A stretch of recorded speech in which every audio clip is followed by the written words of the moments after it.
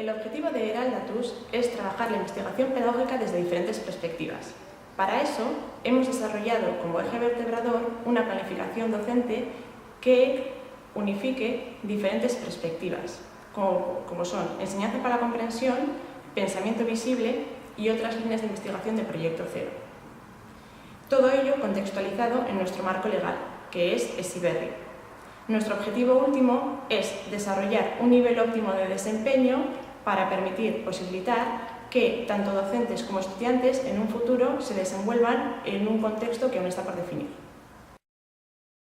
Nik somatu dut irakaslegoaren partetik sendotasun bat, kritikarako gaitasuna, bai autokritikarako gaitasuna barkatu,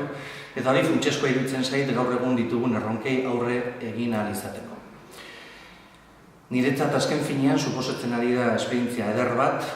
ikasteko eta ideiak elkarbanatzeko aukera paregabe bat, eta nolabait edo gaur egun ez bakarrik Heziberri baizik eta gure eskola, gure gurasoak, batez ere gure ikasleak dituzten beharrei erantzuteko modu egoki bat. Ez bakarra, baina bai egokietako bat.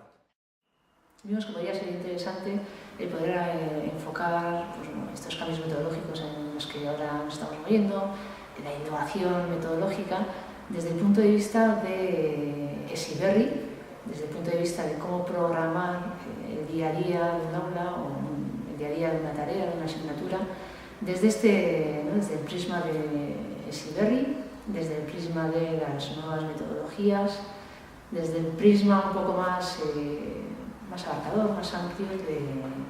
de unas pedagogías un poquito más